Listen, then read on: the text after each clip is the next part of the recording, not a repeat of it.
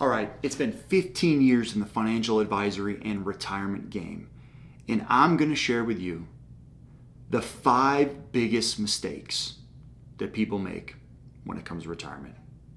And I just hope you can take one nugget from this and apply it to your retirement journey. Let's get into it. Okay, number one, and no one likes to talk about this, especially advisors, because most advisors are going down the same path. They're not very healthy themselves. But if you're going into retirement or you're in retirement and you're not exercising and you're not eating correctly, you're setting yourself up for a catastrophe. We'll start with the benefits. Here are the benefits of preparing your health for retirement, using your health and your physical health as an investment for retirement. Prevents bone loss. We've all seen the people walking around or barely walking around because they have really fragile frames. And then what happens is they trip and fall. One of the biggest causes of early death is a fall. If you can strengthen your physical bones, that will help your body and structure last a little bit longer. Relieves pain, of course. Help prevent chronic disease. You can tell that having consistent exercise and a healthy diet, not giving up just because you're older, you're going to be able to avoid a lot of disease. And how does that affect your retirement? That means you got to spend less on medical bills. It means you get to use your money the way that you want instead of being forced to use it medically. Boosts immunity. You can read a lot of studies about you can just get sick less, and it improves your mood. One of the biggest things that happens to retirees is their brain shuts off. They become depressed and anxious and unhappy. This all leads to, if you want to have the best retirement possible, you got to invest in your physical and mental health. That's one of the biggest things I see. The second biggest thing is not investing enough in equities. People get so scared of risk. They keep using this word risk, the idea that something bad's going to happen, something catastrophic to your assets. When in all actuality, something bad happens if you don't carry enough volatility or equities in your portfolio. Inflation and the cost of the environment that we live in starts to eat into your assets and your net worth. Let me show you something.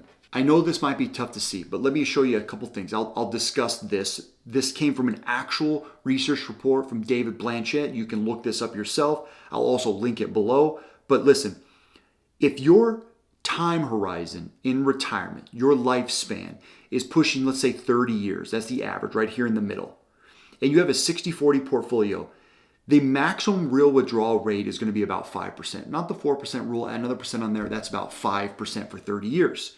If you're shortening it to 25, it goes to 5.6. If you're extending it out, it becomes smaller.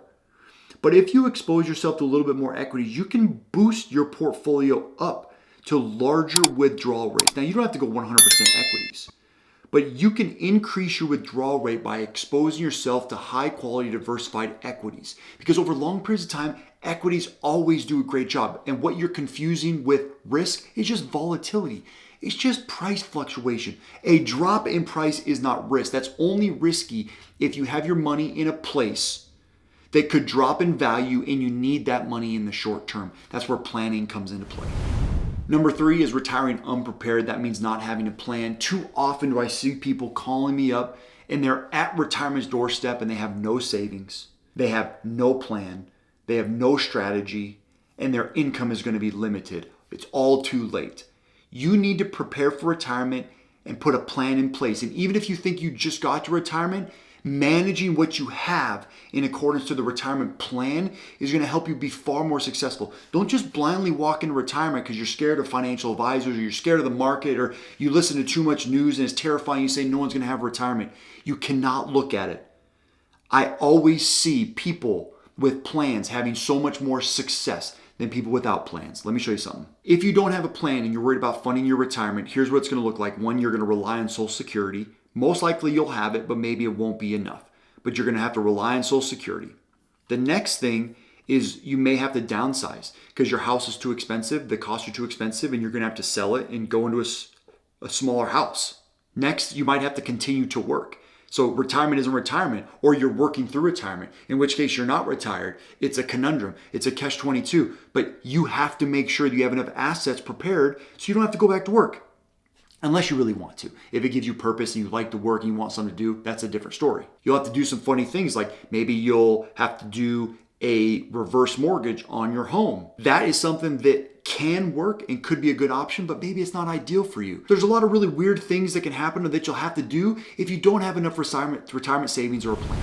Number 4 is avoiding the last 2 years. A lot of people will make it through retirement maybe just fine, and then the last 2 years, everything blows up. You have to go into long-term care, nursing homes, your health completely falls apart. Maybe your health has been good or steadily declining, and then all of a sudden it drops off a cliff. And it can get really expensive, and you deplete a lot of your assets in the last 2 years. So coming up with a plan to either A, get long-term care insurance, or B, plan for self-insurance is going to be a very valuable asset in your retirement journey.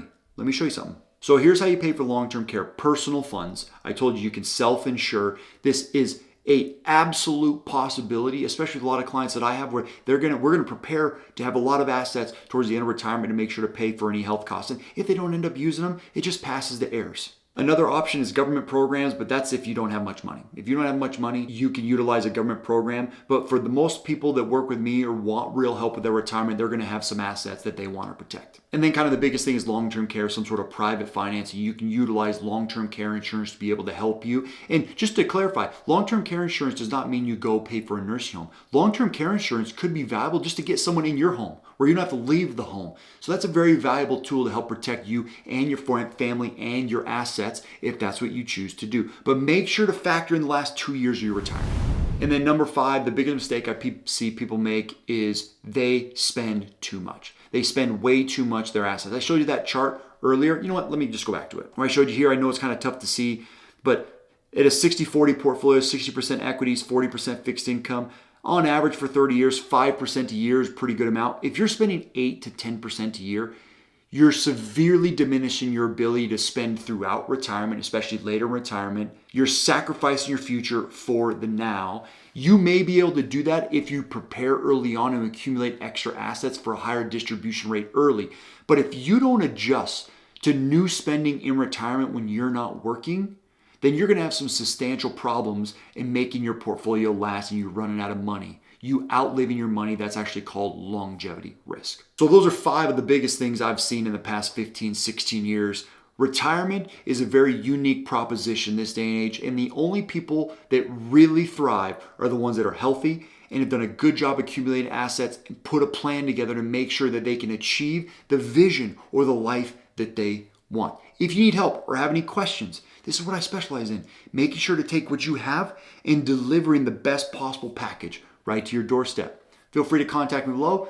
Please make sure to like and subscribe. Thanks for watching. We'll see you next time. Once again, I'm Thatcher Taylor, founder of ProPath Financial and certified financial planner. If you're interested in seeing how we help our clients or implement these strategies that you saw in this video, please go to ProPathFinancial.com. That's www.ProPathFinancial.com to learn more, and make sure to say hi to me while you're there. We'll see you next time.